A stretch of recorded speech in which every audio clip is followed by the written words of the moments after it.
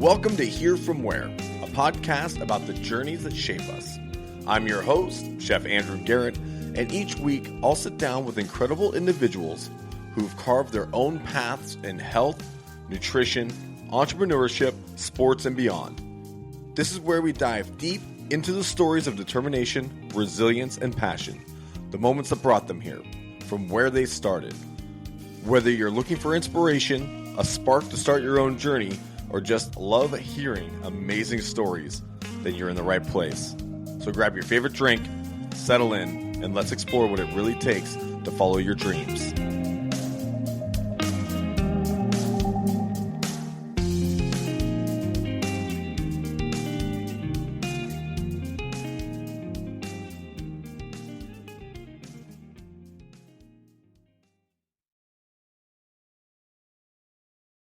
Hello, and welcome back to another fantastic episode of Hear From Where. I'm your host, Chef Andrew Garrett. Today, I am joined by a good friend of mine, Aaron Ross. Aaron is a variety show creator, performer,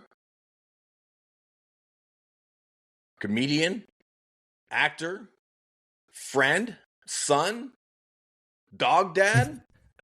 Yeah, that's right. The list is infinitum with this young man. Aaron, I am so glad that you are here today. I'm really excited to get into your story and kind of break down what it's been like for you to really push your own boundaries and chasing your dream and really, finding your groove and continuing to work towards, not only self-betterment, but career betterment.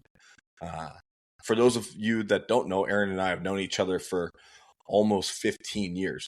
Which is crazy that we're now at that age to look back and say, wow, I've known Aaron for 15 years.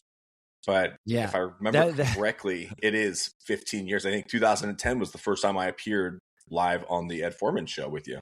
Wow. Yeah, that's I'll take the audience through the first couple moments of our relationship. I was hosting a late night talk show at Dante's in downtown Portland. I had every Tuesday night where we do this comedy show, like you said, variety, where we're interviewing guests and we have musical performers on and comedians and often, because it's Dante's, wild, sexy circus performers, pole acrobats, contortionists, fire eaters, which even to this day, I still can't believe that I've eaten fire on 6 separate occasions. And we had a chef on. I always looked at like the old school talk shows, the Johnny Carsons and Letterman and Dick Cavett and stuff like that, where they'd have these variety of guests that would include. I always liked when the chefs would come on, right? You get a chef on, hygiene, like especially as a talk show host, the chef comes on and you're like, this is 10 minutes where I can play, right? You don't need a script. You don't have to really know questions. You present stuff. We goof around. There's humor within that moment, and also like they feed the audience, so like. Even if my show sucked up to the chef, there's free food, right? And I think at the time the cover charge was like $3. So like if you got a taco or like a slice of ribeye or whatever it was going to be, like we clearly made up for it, right? Oh yeah. Yeah. So in some ways it was like self-preservation to have a chef on. And we'd had Gregory Gourdet, who had been on one of the reality shows, right? Yeah. And I was thinking about this at breakfast this morning, like what was the genesis? And so I think we'd had Gregory on, he'd been this personality, he'd been on TV. So that was exciting to get him on. We tried to get him on a second time and his schedule just got really busy. And as has happened over the course of us doing almost 1,000 episodes of the talk show that I did, you get these, hey, I got a buddy who's great, like I can't do it today, but can you? Yeah. And that was, he introduced me to you. And then you became our de facto chef for literally a decade, over a decade. It was over a decade. Which traveled from the show being, as you mentioned, the Ed Foreman show, Ed, Not My Name. I played a character in the first 6 years of the show, who was like a polyester clad former, inspirational speaker turned talk show host, and his objective was to inspire, educate, and entertain. He's the author of the best-selling book, I'll Make You Better Because I'm Better Than You, et cetera, et cetera, et cetera. And and that was so fun to get to work in that space. And I transitioned the show then to Who's the Ross, where I would host it as myself, kind of knocking off the literal mask, kind of needing to move forward from that space where I was basically morphing into the booze hound I was playing, which was fun for a lot of the time. But it's always great. It was always great, our relationship, and which lasted all the way through the pandemic, where and I'm sure we can fill in all the gaps to this as we chat, but where you did a Zoom cooking lesson, because that's how with the your pandemic mom. Do you remember that? You did. Yes. I think you did 3 of them, where you were generous enough to assemble all the ingredients, like hundreds of dollars of ingredients, which was wild, because what it was Chef would. Sorry, Chef, as I'm like totally taking over. Granted, as the talk show host, I'm sure no one's surprised. It is. This is why you're here. This is why I'm here. Where you had assembled all these ingredients, left them at your restaurant, the commissary kitchen you were sharing, and I would pick it up. Right? I think I saw you one of the times, because the whole jam. Like at first, it was like I can't see you, have to drop it off, and then kind of farther in the pandemic, I could say hello and whatnot and all that jazz. And you gave us these goods, and then you would get on Zoom with me and my mother and teach us how to cook with these ingredients. But unlike when we had the talk show live, where it's like, hey, for all the audience that's out there, for maybe 60, 70 people you get to eat, it was just my mom and I had food for a couple of weeks. It was very generous of you. It was so fun too, to do it in the way that we did it, because here we are, with the frying pan, the pots, and all the ingredients, and you're just telling, no, go over there and get this, get that, and we were cooking it in real. It was so fun to do, and then edit down later. So thanks for that. I think that's the last time we truly collaborated, but that encompasses over a decade. Yeah, and that's crazy. It's funny to me is, on Tuesdays was Dante's, and it happens to be Tuesday today, and I had not even put those together. So I think that we are destined for Tuesdays. Tuesdays is well, that's a magical play. Tuesday is the least assuming day of the week. That's why I always love performing on it. Yeah, it sneaks up in there. It's not Sunday. It's not Saturday. It's not going back to work Monday.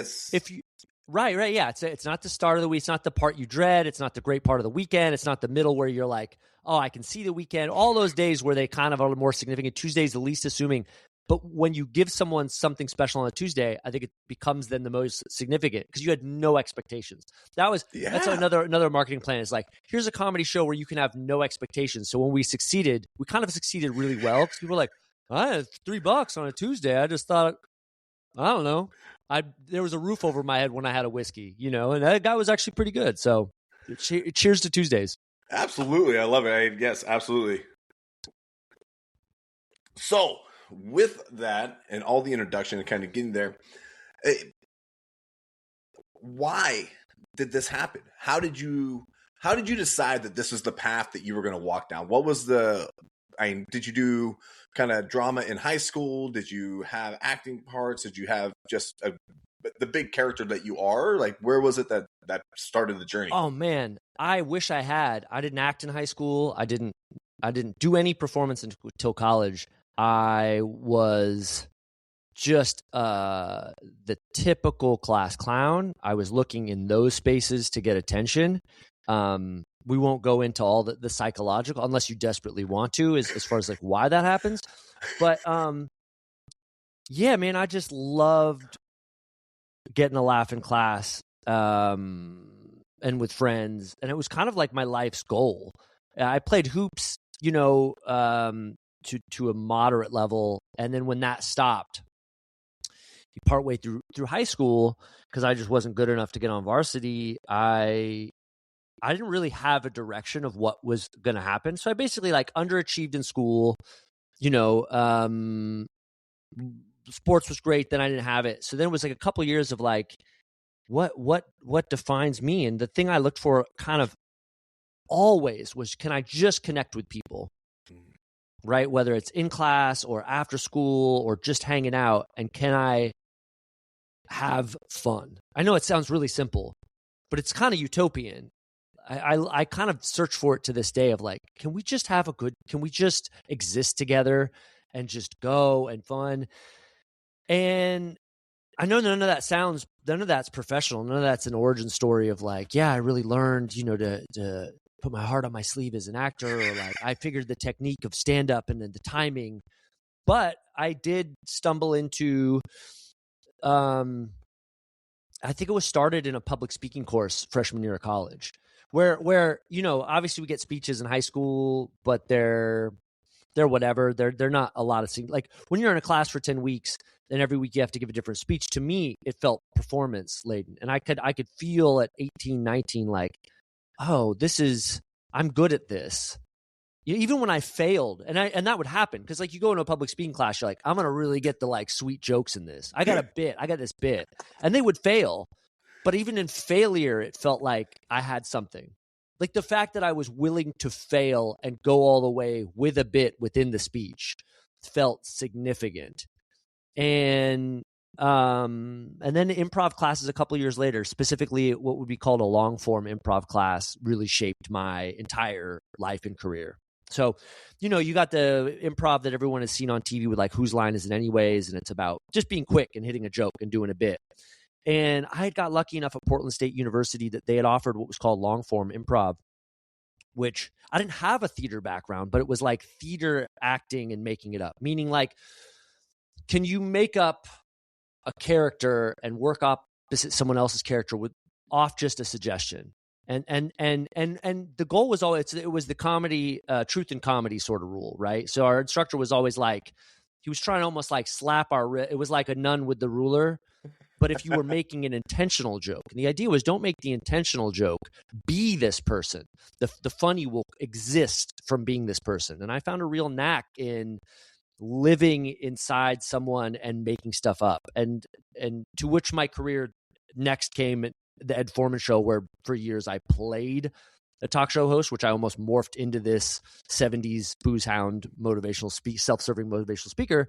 And then, up to this past year, I shot a film in character as the father of the dad joke, and it was all shot in public. So these were these spaces where I felt like, yeah, I just want absolute freedom to make stuff up, but keep the truth of the person, right? Find the actual reality, even as absurd as they are. And that to me is that's the trajectory. That's the thing that fascinates me the most. Oh, that's amazing. To hear the way you speak to it and the way that it kind of became your origin story of sorts. I love the fact that your immediate feeling to that was connecting with people. And that's something that in today's, this is just me projecting my own, nonsense bias against the world of Hollywood and films, is that something that we lack today. Is we don't have that. I want to connect with people. I want to touch someone's memory. I want to touch their soul. I want them to feel what I feel. I can see what they're feeling. And to expand on that without like going to Juilliard or, being in this, classical acting realm, but finding yourself in this ability to, as you said, morph into a character that brings out in improv, when you're working with a partner, you're bringing out the best in that other person. And I think that's a huge character asset that you have, is you bring up the best of the people around you, and it's one of the things I really loved about performing on the show with you, is that I knew that no matter what I did, you were going to laugh, you were going to carry this burden on your shoulder, and it was going to be a good time. And by you acting that way and carrying yourself in such a manner, it allowed me to relax and be good at what I do, and that's cook. And that's so cool. That's nice to say. I mean, when I think about it, I think about that in telling you about the desperate desire to just like connect with people and have fun. And it was just even with your peer group, like after school. When someone says class clown, we tend to think about like me. It's really self-serving, right? It's like me, I need the attention. And that's inherent in it. But I always felt that it was about like being together with to me, it was, I've always looked at like, yes, I may be out front, but it's about us as a team. Even if I'm just being a goof off, like even if I'm just like trying to get wise at the teacher, it's sort of like, hey, didn't we get that laugh together? Like, aren't we having a good time? And even with friends, I've always felt very protective, even if I was being outlandish. There's like, we're going together. We're going on this adventure. We're doing this stupid thing. And yeah, I mean, even in the talk show, look, we always had the incredible house band. We would have character actors on the show, writers, stagehands, the bar staff at Dante's, who we would incorporate in a pretty wild way, where we had our guitar tender, who I'm sure you did shows with, where he would literally was this guy who had been in like butt rock bands named Sunshine, and he would behind the bar, he'd have his wireless guitar and he would shred. We would go, it's our guitar tender. He would literally mix a drink with one hand while shredding with the other. It was the stuff that dreams are made of, but it was a team. Team was always important to me, and that's nice of you to say. I mean, I wouldn't say that was initial, especially with Ed Foreman. There was a lot of I was 24 when I started doing that. As a 24-year-old, I just wanted to get laughs, you know, and there was the character himself was a lot of taking the piss out of people, but not in a mean way. Not ever. It was never mean. It was just it was some ribbing and I learned over the years how to keep supporting just off reps. I mean, that's just reps in a talk show, how to support your guests more and more and more. And you do have to support the chef because you're going to cook and cook and cook. And there's part of me that needs you to move, right? I got to move it along, even though we weren't on a true blue TV schedule, right? You kind of had to stick in a 10 to 12 minute range. That's just attention span stuff. And I'm sure there were times we did 20 minutes. We did and there'd be tangents and all this stuff. But yeah, I think you look like, can you get a laugh in here, which supports the chef? Then he moves to the next ingredient or the next item. And that's a conversational thing. I'm not doing it here as I'm sort of just pouring out all of my history, but there is that give take with it where your humor in a conversation like that is really to support it and then move it forward, right? You're just trying to keep the audience with us until they get free tacos and it was gone over the value of what they paid at the door, and they're going to come back next time. That's I always say the safety net of free food at a talk show. No, that's brilliant. I never would have put those two together. And as soon as you said it, it's like, oh, that makes way more sense. Watching people line up at the front of the stage because they knew, and you could kind of watch the bit was getting longer. And as much as I could joke about it, that's true. It was like, as the bit's getting longer, I'm like, get the food in their mouths. Get the food in their mouths, right? Without saying that. Right. I will say, you say bringing them to the stage. As you know, our show is always highly interactive. It invariably had to be. I was nobody. Most people didn't know what they were getting into, as they were probably just downtown as either a tourist or they're just out for whatever reason they're getting drunk on a Tuesday night. But it's again that taking everyone with thing. That's always been a big thing to me, is when you can take someone to the show, you can bring them either on stage or to them or walk to them, give them the taco. If you even just us talking about making food and giving it to an audience member, I would think that if you were in some live venue for a couple bucks, you're like, that's again on a Tuesday, that's a better night than I expected to have.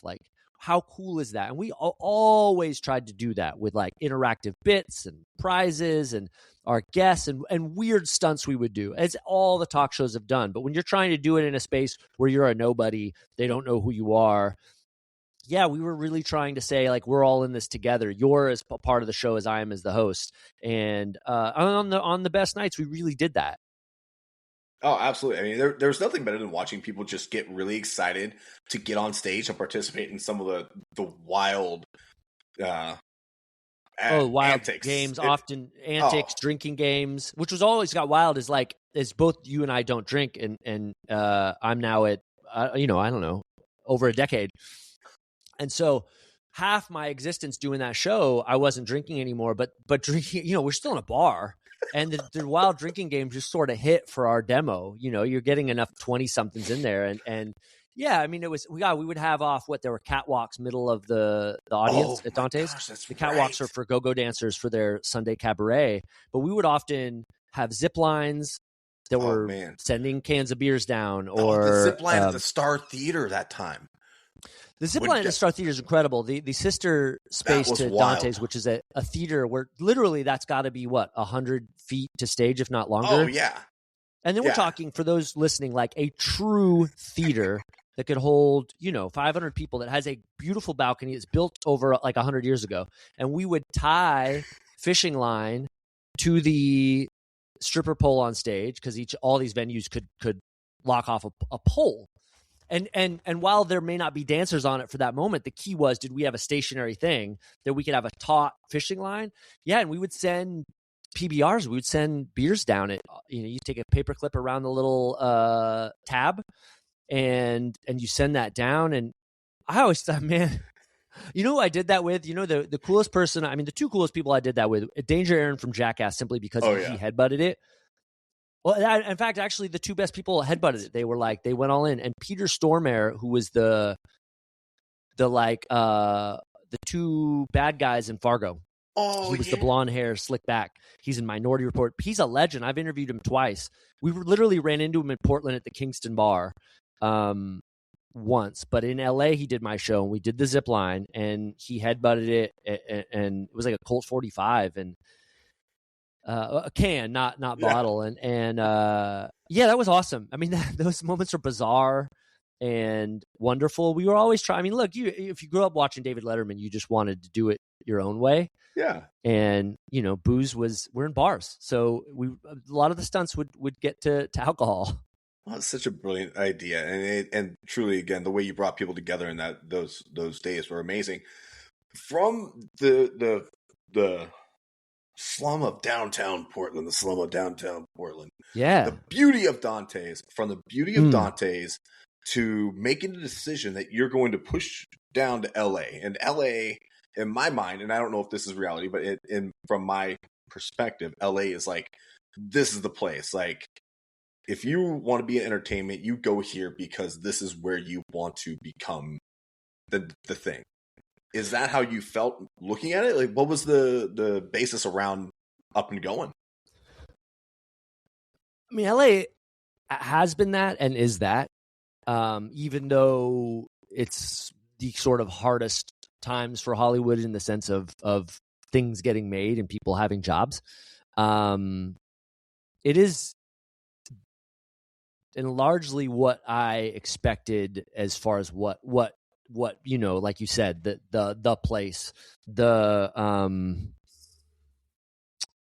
mecca of entertainment. You feel it every day you step out of the house. Even in traffic, you get the sense of it, and whether that's because there's a billboard for a film that wants to be considered for an Oscar, or there's something bizarrely cinematic about the 7 lanes you're sitting in. You know what I mean? Like, the chaos of it almost feels like Hollywood, even though it's the worst thing ever. But the genesis of it was always in my head. I mean, so I've moved to LA 3 times, but I have been living here now for almost 5 years consistently. In my most successful LA era, but my first was in 2012, shortly after we met. I moved here for 8 months. I had done Ed Foreman for 4 years. That character was, really built out of a time of Borat, right? Sacha Baron Cohen's work. Colbert doing the Colbert Report and character, Jiminy Glick. These sort of characters, at the end of the 90s and the 2000s were, to me, like the most freshest comedy. Again, the idea of working off real people, but being in this character. So I had this guy. We'd seen enough success. We'd done whatever amount of shows we'd done at Dante's, whatever few hundred. And I was like, yeah, I got to do it. And so I went, and I lived in a beach town for, 8 months called Hermosa Beach. I don't know if it would mean anything to listeners. It's nice. It's not for me, in the sense that I'm too pale for the beach alone. And even the vibe of it didn't connect, right? As a Portlander, like, LA beach town doesn't really fit your aesthetic. That's why I'm in Silver Lake now, which is for sure the closest to Portland, as everyone was telling me for like ever before moving here. And then I moved here and I was like, yeah, if you're in LA, more or less this side of town feels like closest to Portland. But I came out and look, on a map, I don't know, it's 8 miles, 6 miles. I don't know what it is to get up into Hollywood from Hermosa. But in drive time, it was like an hour, 90 minutes. And it just, I remember trying to go and do gigs at the Improv, and it would just take forever. And it just sucked my soul. And I didn't know what to do. I think I worked at a pizza place for 8 days until they fired me for giving out free beers to my best friend. who worked at Boeing, so I don't know why I had to give him free beers. That's the hypocrisy of like, I have nothing, but I love you, bud. You know, we're old school. Here's a free beer. Now I don't have a job while you still make six figures because I gave away a $3 beer because it's 2012. That's what beers cost then. So anyways, that trip that one didn't work. I wasn't trying to move back, but I had a few festival gigs, you know, and then I ended up performing at you did the show down there at the Crystal Ballroom or Crystal Hotel, right? Oh yeah, so yeah. For listeners who don't know, there's like this Northwest brewing company called McMinimans. They own these. They like refurbish buildings to make hotels, concert venues, and next to their best concert venue, the Crystal Ballroom, they made the Crystal Hotel, and in their basement they have this really cool lounge. I mean, it was like Dante's, but because the ceilings were lower and the stage was smaller, like even though we might put the same amount of people in for our show, it was just like easier to access them because the room was smaller. And they offered up this sort of like you could get a couple grand and stay at their hotel for a week, which I was at this point, you know, I didn't have a home because I just come back from LA and I could crash with my mom at the time, but I had a week at this hotel. Anyways, long story of it is I did 7 different talk shows for 7 days in this residency. And they liked it enough to say, hey, you know, we normally have music in this residency from 7 to 10, but we've never had anything from like 10 to midnight. Do you want to take that slot? And they offered me Thursday, Friday, Saturday nights. Three nights a week as a comedian performing is like, it's making a living. Like, and I've been making a living at Dante's. Like, I legit paid my rent and ate, you know, and all that stuff. I mean, it's Portland living. So it was, at the time was like, you know what I mean? You could get by on like drink tickets and $100 or something, but I made significantly more than that at the time. It was great. And if you're going to do 3 nights, like, man, all of a sudden there was like a legit living. So I took it, and did that for a year and then pivoted back into Dante's where I then dropped the character. Like the character over 3 nights a week was what burnt me out. And I was just like drinking a ton. Like I was playing a guy who was drinking. At first I used to do the old iced tea and then it was whiskey and it was a couple, but then now it was like 3 nights a week and you started with 2 and you drank a couple in it and you were at a bar when you were done and you went on all the way through until 3 and then you started over again. And there were other gigs coming up too. You do the cabaret at Sinferno or like Kit Kat Club. You were hosting Wednesdays and like all of a sudden you're performing 5 nights a week as a booze hound and drinking like him. And you're like, oh my God, this is so I at least had the ability to stop, which is very, I know you say there's no luck, but that does feel like luck.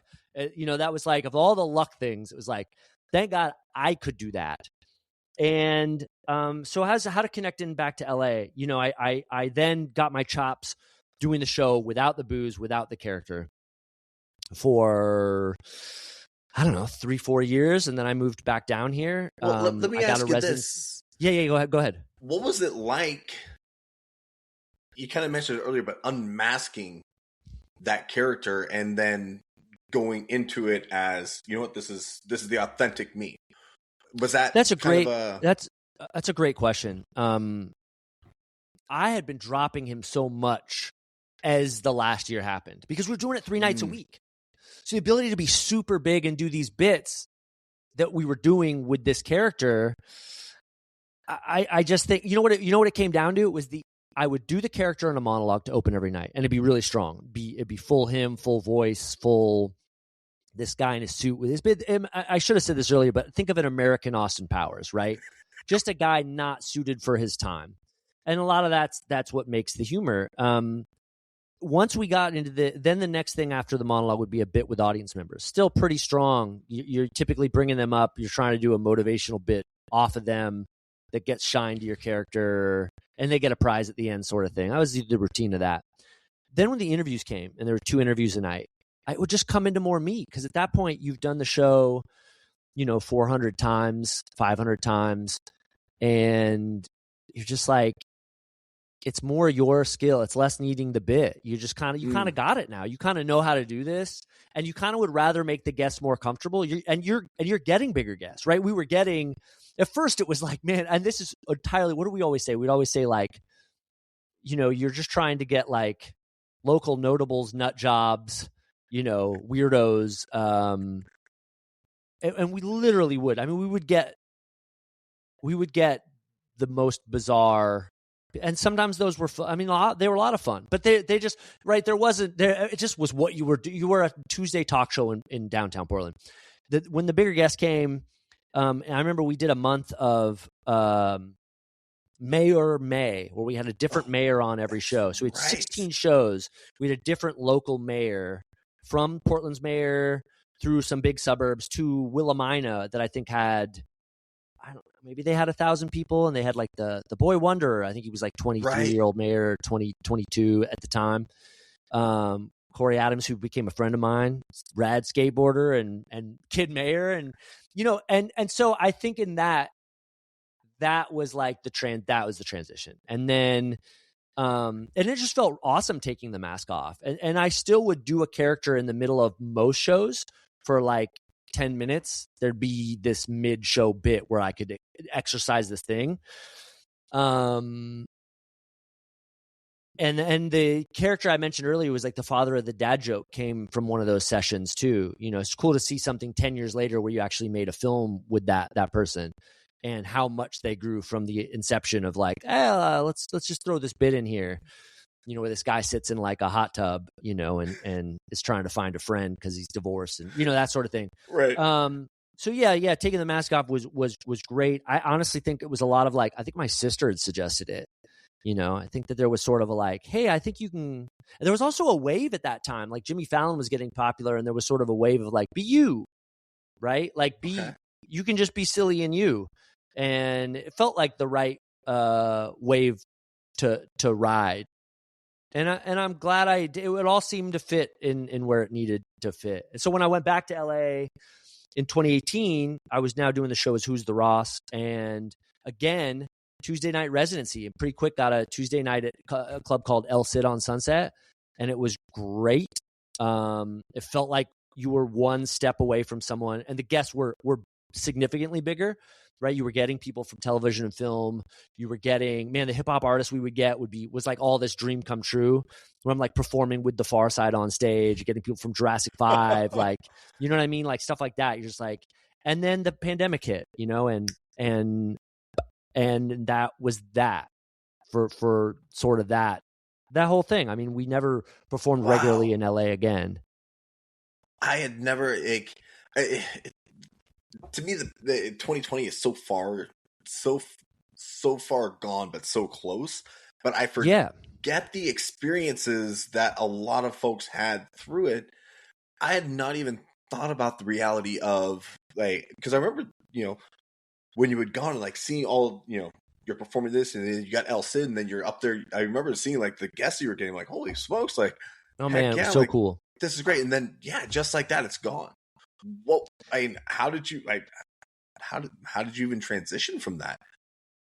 Well, I think the dream died that day, but I'm persistent, right? So when talking about chasing the dream, I'm a never say die sort of person. So I'm stubborn, and I kept going. So we did an entire year of shows on Twitch, right?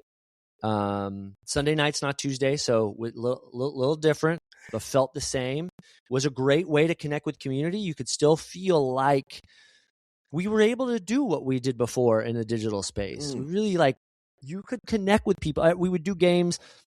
People could answer in the chat, and it felt like what we were doing. It felt like close enough to what we were doing before. My mother was my co-host.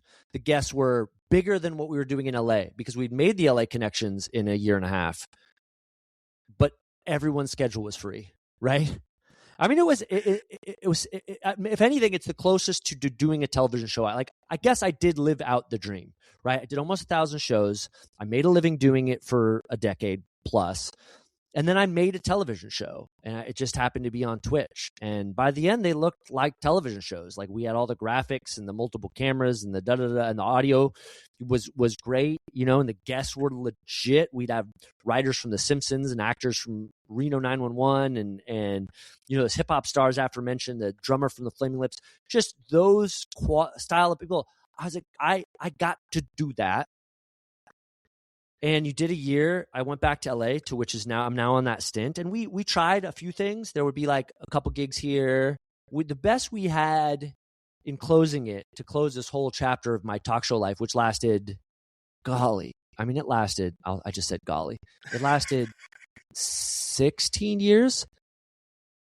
We were at the Alamo Theater, which is a sick theater chain that started in Austin, Texas, where they do a lot of like, they'll do new films, but they'll do old films.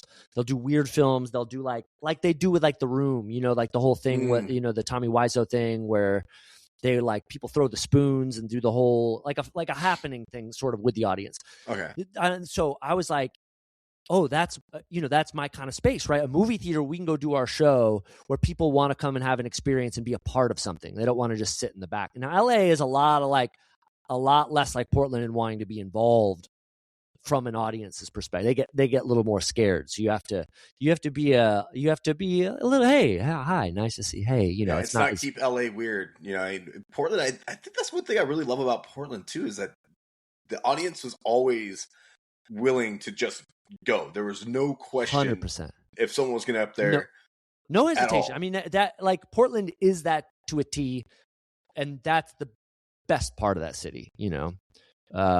From we willing to drink the most bizarre thing that came down a zip line to putting on a inflatable frog suit to protest. Like that city, I love it. It's my heart. And the weirdness is the truth of it, right? Sometimes cities promote that, and it's like, that's not really true.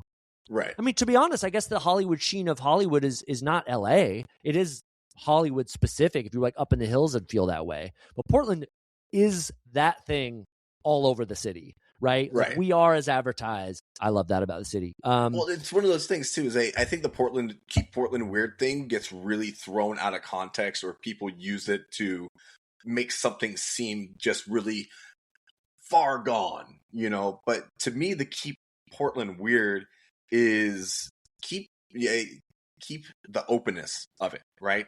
Is keep the willingness, keep the lack of, not inhibitions, but not having your insecurities right out in front of you, but letting that go, you know, and being just your authentic self.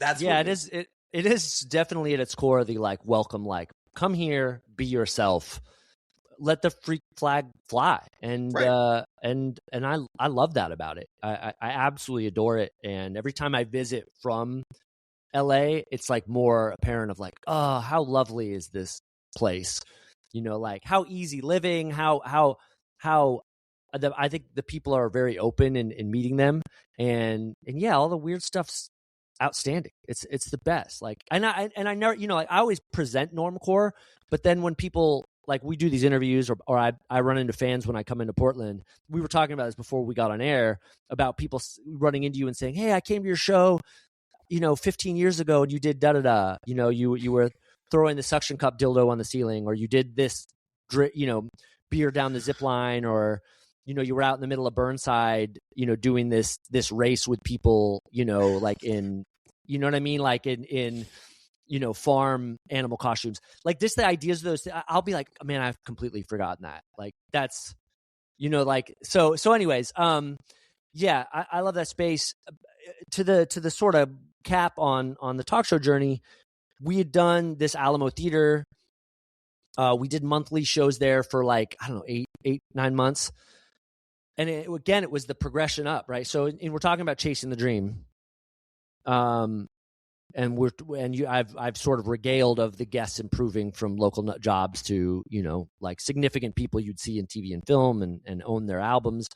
All of a sudden, man, it was like directors of films that were big, like people that I had not thought I could interview, right? So like Tamara Davis, the director of Billy Madison Half Baked, was like, whoa, mind blow, right? Like the most formative dumb comedies from being a kid, and here's this person, you know. And then you get to learn, like, she directed Eazy-E's music video. Like you're just like, whoa, you're fascinating, right? She's married to Mike D of the Beastie Boys, da da da da da. Like everything about you, I want to know, right? So sitting with that person, fantastic. I got to interview the Oscar-nominated costume designer from Everything Everywhere All at Once, and like some of her crew members. That was really amazing. The Bugs Bunny from the 90s, Billy West was super fun. with the director of Jason Goes to Hell. It just felt like, oh man, we're right there, right? I'd mentioned before the El Cid thing and feeling a step away. Like it felt even closer with the Alamo, and then they just didn't renew us. And I think we'd been almost too ambitious for what they wanted, right? They wanted something like Bingo, and I was like, no, like play this movie, and I'll get the director. And it sounds easy. I mean, costs you, I think, little. I don't know. I mean, maybe it costs. I guess you need movie licensing, but I always thought I'm doing you a favor. And I think they were like, yeah, no, nice try, and that's a Hollywood side that, like, man, the amount of rejection you're going to get over time is massive. We'd always had our ambitions harbored by the Dante space, right? The Portland stuff was like hands off, just do. If you think you can do it, do it. And the only thing I never got to do was have a band perform on the roof of Dante's. I wanted to do that Beatles-wise, but I was getting to it. I was like right there. And I mean, we threw pumpkins off there for Halloween. We did Smashing Pumpkins, literally. So we our dreams seen through in the dumbest sense. And yeah, so that ended. And then I just thought, you're 16 years in, and I was like, I don't know where else I can go and keep trying it at this level. Like I would take the Tonight Show in a heartbeat now. I genuinely believe I can do it. But it was like, okay, maybe there's a different path to all this. Because at the end of the day, it's about making art and connecting with people. And if you can't, and yeah, in the dream sense, you'd like to do it as grand as possible. Not for money. Trust me, that's never been a big goal. Clearly, I don't live that way. But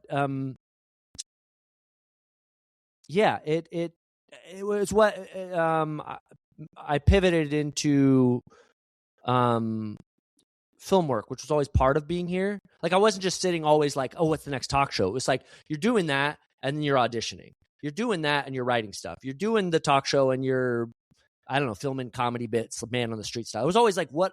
I just want to do it around the clock. And I got also, it was like when you've almost hit 1,000 shows, you're like, maybe there's something I can do that's not on a loop like that. Like maybe I can get out of the loop. Maybe I could make something that takes a year. Maybe I could make something with more significance. And that's where I looked at like, I'll write things and act in them and let's see what happens. And that's essentially what the past couple of years has been. It's awesome. And to be able to express yourself in written form and then perform it, is there, and when you write, do you write thinking, okay, this is how this is going to play out in real time? Or is it you write something, look at it and say, okay, this is how to move into it? Like when I write a recipe, right? So if I'm cooking, I'm going to gather my ingredients first and I'm just going to start cooking. And then I'll go back later and write the recipe down instead of writing the recipe and then performing the action of cooking. I guess is the question. That's a really good question. And I think that's a good analogy to what it's like. In the grand scheme of things in writing for film, that recipe is going to get changed a lot, right? So you're like, I want to make a casserole. That's a crappy dish. Is that a bad example of a thing? But whatever. Some people would raise their nose at it, but they're wrong. And a great chef makes all dishes great, right? So like the basic comfort foods, a great chef knows how to put the spin on. And so casserole, right? And you're like, okay, I'm going to do that. I know what what are my basics? Blah, blah, blah, blah. Okay, well, how am I going to make it unique? Okay, I'm going to put these ingredients in that maybe 2 ingredients that are more unique. How am I going to spice it? How am I going to spice it? Like what's my cooking for it? And I'm saying all this not knowing how casseroles are even made. I assume they're baked. I'm not even sure what they are. I think they're just layers of stuff.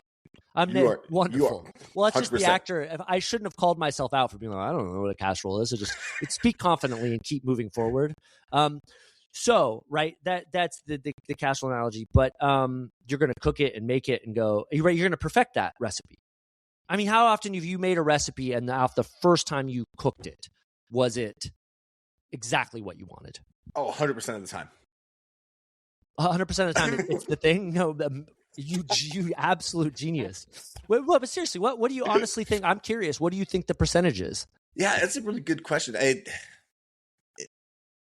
I as far as making something for the first time and executing it as envisioned, zero. I don't think I've ever actually executed something exactly the way I wanted to. I mean, spring, I think that this what I do now out in the wilderness is I get to make the same food over and over again every week for 6 weeks straight.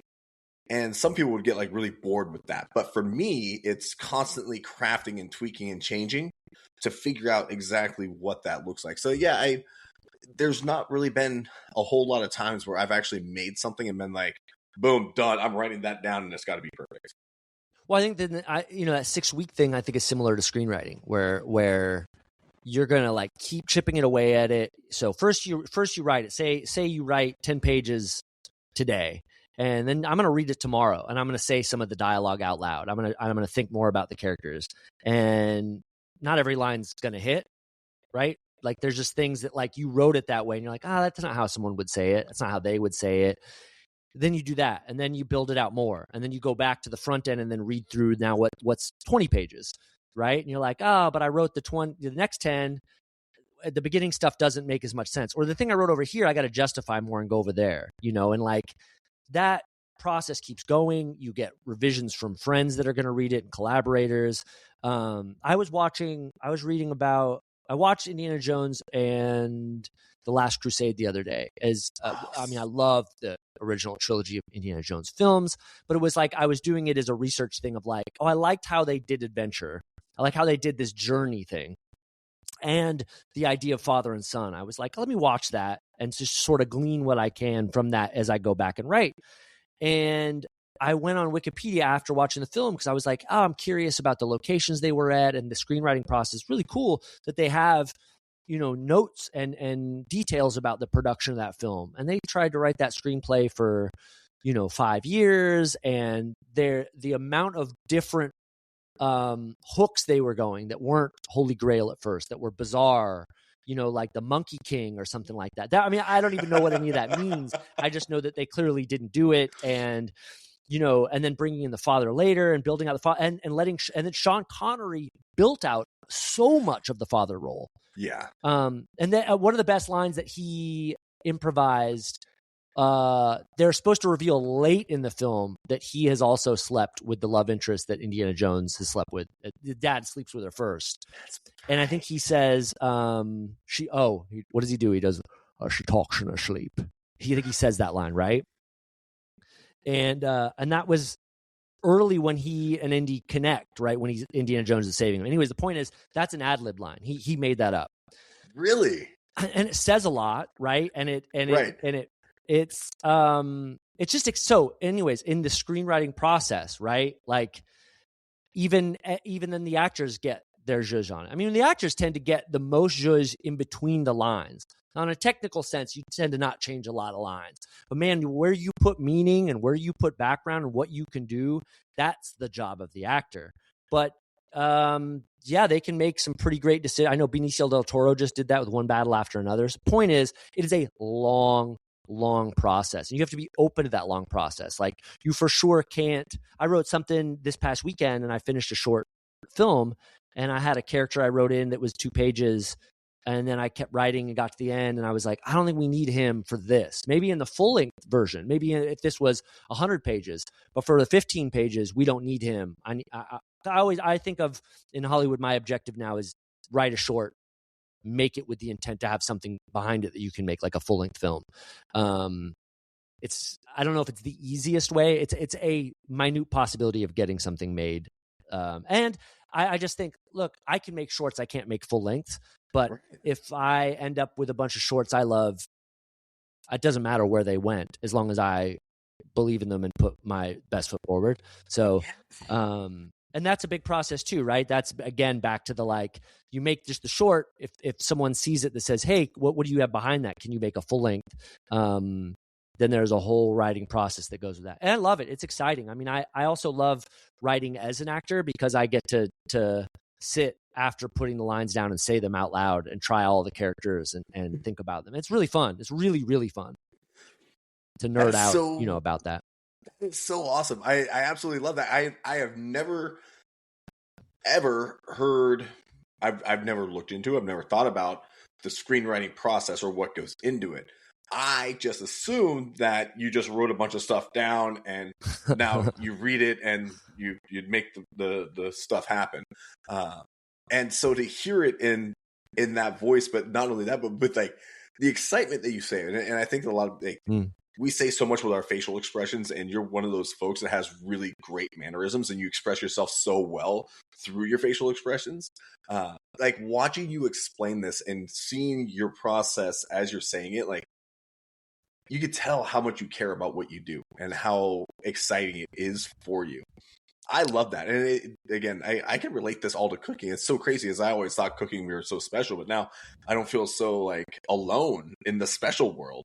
I feel Well, like but I this think is because they're I always feel akin to you as the chef. I mean, the art, the you are an artist, like period. I that's the truth. It may sound a pretension, but I'm sure you're like, I am. I mean, you to me are no different than the painter or the filmmaker or the comedian or the actor or the writer or the poet. It's all the same. It's art. I mean, and I think that it's the art form that people don't say it often enough of what it is. But the beauty of cuisine and is it's the art that we can all get down with, like that is like, I think gives the greatest pleasure to all of us.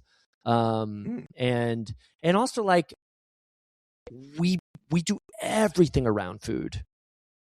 And if there's something special within the food, whether it's at a date or a family gathering or a business meeting, it's going to enhance that space. Yeah, I mean, you really do that. And I mean, I say it with no pretension, that's really true. So, like you are the artist as much as anybody else.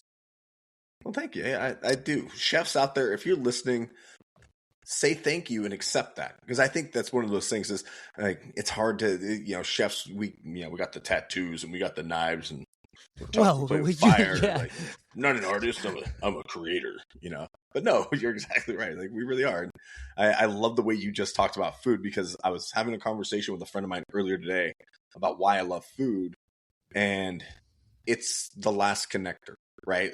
That's the last time that we really sit down, we're quiet, and you communicate. And there's tons and tons of stories about, like even go back, one of the biggest ones, World War II, and they stopped the battle on Christmas Eve to share a meal, right? And then the next day they went back to slaughtering each other. The food is that thing. And so, And after those battles, like what else were they looking for other than a meal? Yeah, exactly. And if there was anything significant in that meal, past the gruel you were sort of getting, like what did it mean to you? Like what did it mean to get out of the trenches and have any food, let alone like what if someone made it? What if it was on a plate with like multiple things? Like you would cry. It means that much. And it's not sustenance. If you can get sustenance, fine. But right. Food means so much. And it transforms like where you go when you get to eat something that someone has really put a lot of thought into. And look, I'm a presentation nut. I'm not the greatest chef in the world, but I can get some serious points on a date by like presenting a plate well. You know what I mean? Oh yeah, 100%. Like just whether it's like a little fruit for color at breakfast, you know what I'm saying? Like where the toast is placed in relation to the hash browns, like how the eggs are placed around that. And look, idiots, as a fellow idiot, have green onion in your fridge. Game changer for everything. Look, the taste you can put with so many things, but if you sprinkle it on top of your pasta or your eggs or whatever, all of a sudden it makes it look like you know what you're doing. Yep. Next level. I struggle with the plating aspect. I put all my love into the flavor. Gregor, in fact, our friend Gregor used to make fun of me. He would give me a hard time. He said, Andrew, you make really good food. It tastes really good, but why is it so brown? Why is it all so brown? That's so funny. Well, you'd crush in England. Yeah, I'd kill it. I'd go back home to Wales, and people would love it. Yeah. Oh my God. And so I try now to be more intentional with plating, and and I'm trying to compete with trying to follow along with someone like Gigi, who just absolutely creates these amazingly flavorful dishes, and then these really artistic dishes. But anyway, enough about food. I could talk about food. You turn this around on me. I wanted to run into something. It's not good technique to backtrack far, but you said something that was very sweet about my mannerisms when you could tell like something's really important to me. And actually, I just put that in a current script because as much as I played these big outlandish wild characters, and I'm still always trying to find truth in them. The thing I've really been trying to do now is just be myself. And I know that sounds like a postcard or you know what I mean? Like, I know it sounds almost corny to say. That's fine. I can be corny. Part of getting old is being okay with being corny. But if I'm writing something where I want to be in the script, like I literally was writing something where the film is about a guy that broadcasts a radio station for extraterrestrials. He essentially believes that like the way I can connect with people in space is music, right? And it's based on a true story, a short film I saw, a documentary short. And the guy was nothing like me in the thing, but I was inspired by his idea of he was alone. He was in a rural space. He didn't have parents growing up. He just had his grandparents. And he looked to space and he found connection. That alone was like tugged at my heart. But the idea that he would send music out was quirky, right? Like, I assumed it would be some beeping, right? Some like sort Morse code. Right, a message like that, or you're just saying the message or whatever it is, that to connect with the aliens. But he had this eclectic music taste that didn't match the small Michigan town he was in. It was like fascinating. And I love music. I love a diverse amount of music. I'm always like, give me more, give me new. Anyways, to that, I was like, I want to. At first, when I looked at the guy, there was the idea of, can you mimic him? Can you mimic the long hair bearded guy who's quiet and quirky? And what do you do with what are the oddities that make him or make him not connect with human beings? And I was like, well, I don't need that. I don't need to go and do all that, right? We can all feel what loneliness is, and you can definitely feel what being not connected to your space is. Well, that's easy, to be honest. But I was like, in being this guy DJing to space, just be you. Just the way I was talking about stuff earlier. I was like, just be stoked to play these records for aliens, just like, I know that's all odd, but like, just be this that I'm being right now. And I was like, yeah, that's what's easy, I think, right? Because it's just me. And I think it's more fascinating. And so I was like, I'm sort of trying to put my passion and heart and humanity into the work that I'm doing now. So when you were saying that, I was thinking, oh, cool. That seems like a good stamp of approval to where I'm literally writing and creatively trying to go now, is like kind of be this version of myself inside the space of someone else's story. Does that make sense? Yeah, that makes total sense. I love that. And having that perspective and being able to, express it. I think that a lot of folks really struggle with the expression of their feelings or their emotions, to be able to like put that into a true context that you not only feel but also understand is huge. So it's fun to get to do. I mean, it's fun to get to be yourself when you're okay with being yourself, oh yeah, and that's got to be hard, because it is, and again, like, I really love the removing of the mask. Like, I think that for myself, when I really accepted who I was and who I wanted to be in this world, when I stopped wearing that mask, when I really gave my authentic self to the world, the reception that I received was insane. Because I think that we get so caught up in what we think people want us to be that we don't really embrace who we truly are. Yeah, and there is no you and there is no me when you're allowing yourself to really be that. Like, as normcore as I can appear and as white bread, like, there isn't another this. And if you really lean into that and you don't lean to the things that try to assimilate you more, then, not that assimilation's bad, right? Like, you can't live in a world as a spinning top that's gonna, but like, when you can just be it and be okay with whatever that is, I think it goes a long way. Yeah, I think people do really connect with it. And talk about like in chasing the dream, a bizarre journey. that only comes with time. Like now, as both, do we even say? I can't say how old I am because I live in No, Hollywood, I just so I can't. pretend that people should know that I'm in my 30s still. Totally, they don't have to pretend for me. Why would you have to pretend? Anyways, so yeah, and now I'm losing the point. My coffee's wearing off. That's okay. The point was there, and that's my only dropped ball of the game. You know, you're going to drop some balls. No. It happens. It happens. And that's part of being your authentic self, is saying, hey, nothing profound or funny came from that moment. So yeah, but you know what it is? That's me. Yeah. It's 100% relatable and people connecting. Right. And yeah, just don't do it too much, because then you're just boring. So let's. You gotta. Now it's me, the talk show side, going, hold on a second. Yeah. Wait. You could drop the ball once, make a joke out of it, and move on. All right. I am so grateful that you made the time to sit down and talk to me today. Thank you so much. As I've said, I will continue to gloat over you and the way that you've continued to inspire me in my own world. Thanks, man. As a peer and a friend. I have. This is a very important question. Oh, okay. I wanted to ask it for a really long time. Oh. Over the last 50 years, who is your favorite animated character? Oh, man. That's such a good question. Oh, I want to... my favorite animated character. Well, because I was watching it last night, and seasons 4 through 7 of The Simpsons are undefeated. And I've had the incredible luxury of interviewing several writers from that era, and they are fascinating. And so I'll say Homer Simpson, because I was watching season 4 episodes last night, stealing my friend's Disney Plus account, right?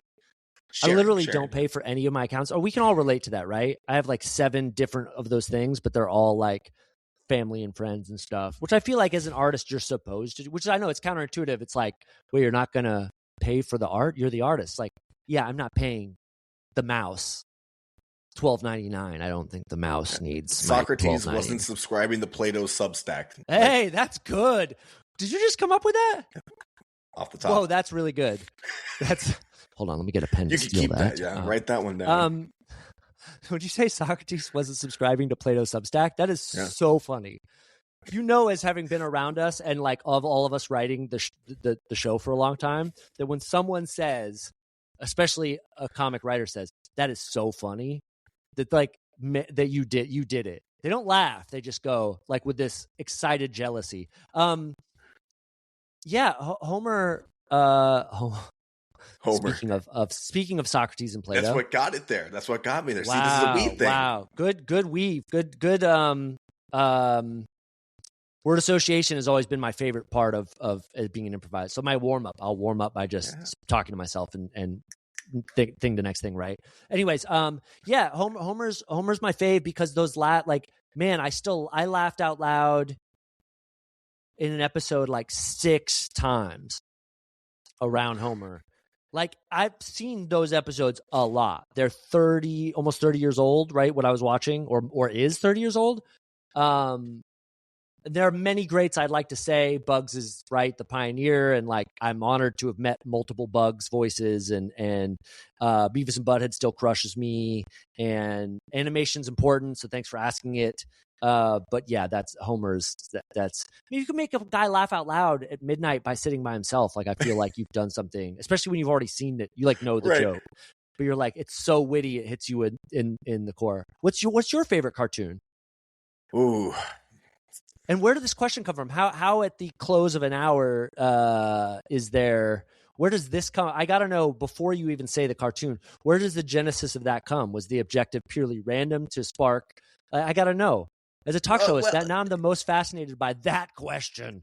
Yeah, everybody asks what's your favorite film? Tell me about how you think that Citizen Kane is the greatest movie ever created.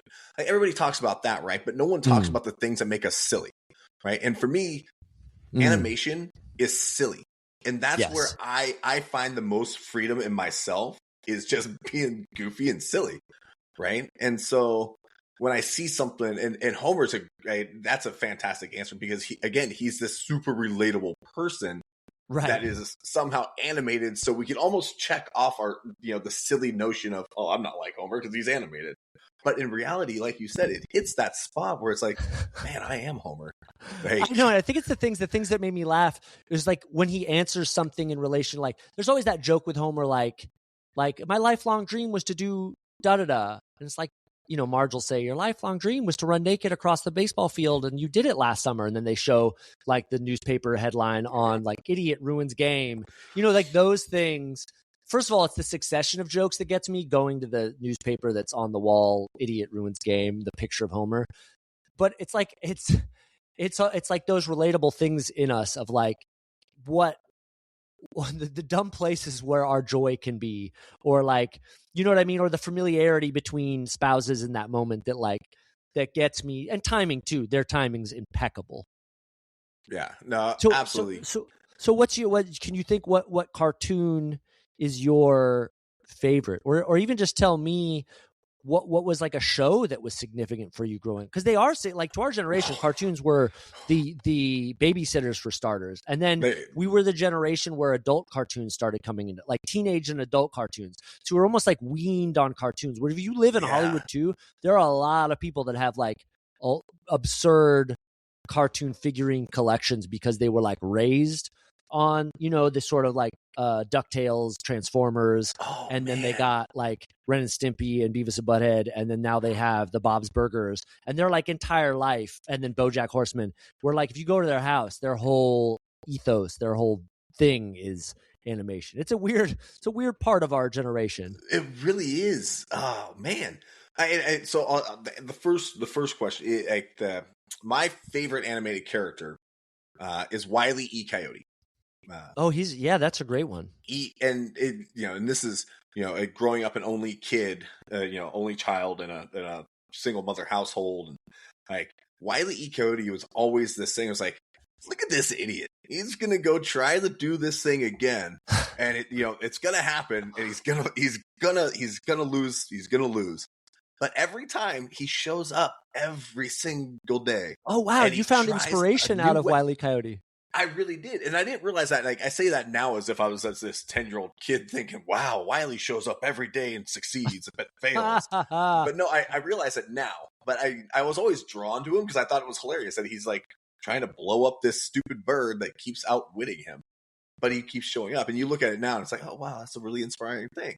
But like, I appreciate that take on him.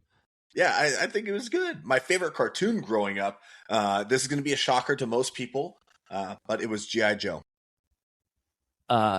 You are built like a G.I. Joe. So thank you. I assume you're being facetious. Yeah, that makes perfect sense. Yeah, I'm dead serious. Like I had every G.I. Joe figurine. I lived on a farm, so I had actually built an entire G.I. Joe battlefield. Like I had a river, and there was Cobra on one side and Joe's on the other, and I would go out after watching and replay the cartoon that I had just watched. I would go out and replay it in the yard by myself. Because again, only child, big problem. Yeah. So yeah, G.I. Joe was really. Do you? I mean, knowing you were in the military, like, is there a super direct correlation? I mean, was essentially G.I. Joe the perfect propaganda for an '80s kid to end up enlisting? I had never considered it, but I would definitely say yes now. I mean, if on the outside it seems like kind of obvious, it's like, boy, did they got you, buddy. Yeah, they got him. No, because I was an athlete that was supposed to go to college and play sports and got in trouble. Did you run? Because now if you were a runner, Wile E. Coyote would have. That would be like, I was this great track star, but I ended up going into the military. It's like, whoa, dude, cartoons really shaped your life. Wow, this guy got it figured out. Yeah, no. And you still have that nemesis bird. Is his head on the wall behind you? Oh, that's a deer. That's a deer. That's a deer. Yeah. No, I haven't gotten a bird yet. I don't have any birds. Maybe someday. But yeah, because that's your white whale. Is that damn bird? It's that damn bird. But seriously, so do you think there's a connection to enlisting through GI? Like, it's part of your childhood. You're playing war. Yeah, I think there was definitely a connection there. You know, I do see that as this was, well, you know what makes sense? You know what people love? And I've always been a people pleaser. I always want to, do the best. I want to help the most people. I want to, Mm. I Yeah, want and people that's to true. tell, You and I both, for sure. So I think that it was just a natural calling when the other things that I thought I was supposed to have didn't happen because my own things. But yeah, it was the most like instantaneous things. Like I knew exactly what I was doing as soon as I knew that the sports were off the table. Wow. And so yeah. Well, And I think we those unlocked cartoons were something. great. And I think that thinking about how the progression, man, we have experienced this really cool arc of animation in our lives. You're right. Seriously, and I hadn't those. thought about it until now. I know you. Good work, my friend. You now are the master. Yeah. You now are the master talk show host in a world of podcasts. I waxed on, waxed off. Like I feel like you're Mr. Miyagi and Daniel. Like passing. Oh, we're not going to pass the torch. I'm not ready for that kind of responsibility. But Aaron, thank you. I tell you, so man, welcome. This has been absolutely one of my favorite conversations. I knew it thanks, would be. buddy.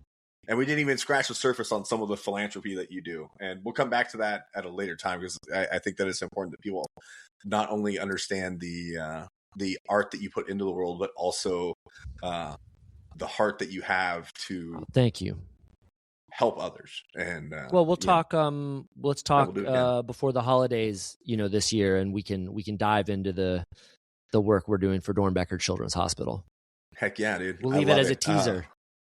Oh, yeah. We do like those. So where can people follow along with you? I'm going to put it on the show notes as well and links and everything else. Where can people follow along and see what you're up to and how things are going and possibly see you at a live show maybe in the future or live shows are done? Like live show or film or whatever it's going to be. All the social media handles for me are Who's the Ross. That's WHOSTHEROSS. Like Who's the Boss, but with a Ross at the end. That's me, Aaron Ross, comedy boss. Who's the Ross? So, Instagram and TikTok. I am on a little break from that, but that won't matter in the grand scheme of things. You can look back at the last few years of stupidity and travels and art that are exhibited on social media. My website, who'stheross.com, which can then link you to like YouTube and hopefully that'll be a space where you'll get to see some short films that are coming out. And that, like I said, that's the focus, is not being a daily. And I'm trying to step out of the TikToking space where you're constantly on a loop. All things loop. I'm out. I'm completely out. Peace. Yes. And just trying to make things that feel like they count to me and hopefully other people. So yes, that's a long-winded thing to check that out. And hopefully you don't have to come find me. I'll find you. That's the goal of the art, right? I think at this point, okay. Don't find me. I'll find you. Brilliant. Whatever Aaron, it is, the art's coming your way. Thanks, man. Thank you so much, brother. Have a fantastic week, and we'll talk to you soon. Okay, thanks, buddy.